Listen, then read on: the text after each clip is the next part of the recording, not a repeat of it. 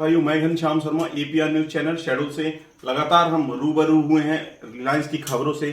आज हम किसान से मिलने पहुंचे हैं कोतमा क्षेत्र के लामा टोला क्षेत्र के बिचारपुर गांव से। इन्होंने अपनी लालपुर प्रोजेक्ट गैस प्लांट को इन्होंने अपनी जमीन दी और कितनी दी यह भी हम चर्चा करेंगे। और लगातार हम किसान से बने हुए हैं कि इनकी जमीन मिली, रोजगार के तौर पर इनको क्या मिला, कितना राशि मिली इनको। अब आइए हम जानते हैं और रूबरू होते हैं। बताइए क्या नाम है आपका और क्या रिलायंस प्रोजेक्ट के अधिकारियों ने आपसे जमीन अधिकृत करते समय कही?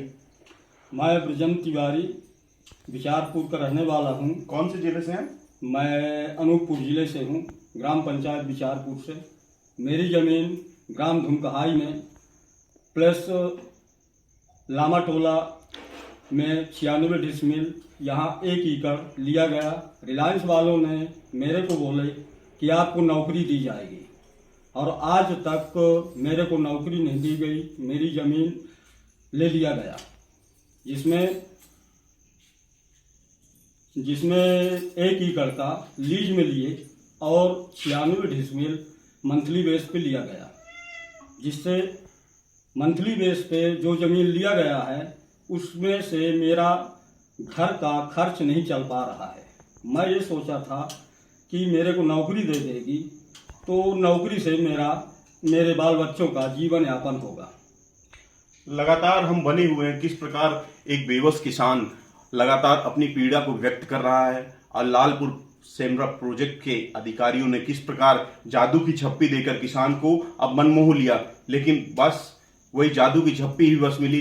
प्रशासन और अधिकारियों के जो जिम्मे अधिकारी बैठते हैं उनको यह किसान की आवाज नहीं पहुंची। आज हम रूबरू हुए हैं किसान से, किस प्रकार किसान बिलक बिलक कर एक मजदूर किसान अपनी पीड़ा व्यक्त कर रहा है प्रशासनिक अधिकारियों के साथ। आखिरकार जिम्मेदार अधिकारियों ने एक किसान की आवाज क्यों नहीं पहुंच पा रही है? मैं Ghanshyam Sharma APR news channel से शेड्यूल। आज की हमारी बड़ी खबर कोतमा तहसील के लामा टोला से है, जहां सीबीएम प्रोजेक्ट सिमरा के खिलाफ किसानों में आक्रोश बढ़ता जा रहा है। किसानों का आरोप है कि प्रोजेक्ट के अधिकारियों ने उनसे जमीन अधिग्रहण के नाम पर रोजगार का वादा किया, लेकिन सालों बाद भी वह वादा अधूरा ही रह गया। शहडोल संभाग में स्थित सीबीएम प्रोजेक्ट सिमरा इन दिनों किसानों की जमीन पर नजरें गड़ाए बैठा है। कोतमा तहसील के लामा टोला निवासी किसान देवलाल तिवारी इसका ताजा शिकार बने हैं। उन्होंने प्रोजेक्ट के लिए अपनी जमीन दी, बदले में रोजगार का वादा मिला, लेकिन हकीकत कुछ और ही निकली।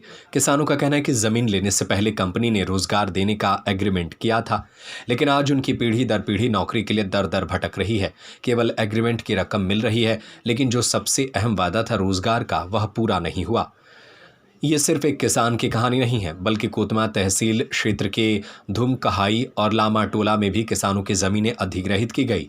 रिपोर्ट्स के मुताबिक धुमकहाई में 1 एकड़ और लामा टोला में 96 डिसमिल यानी कुल 1 एकड़ 96 डिसमिल ज़मीन किसानों ने सीबीएम प्रोजेक्ट को दी थी। लेकिन अब ये सभी किसान ठगा हुआ महसूस कर रहे हैं।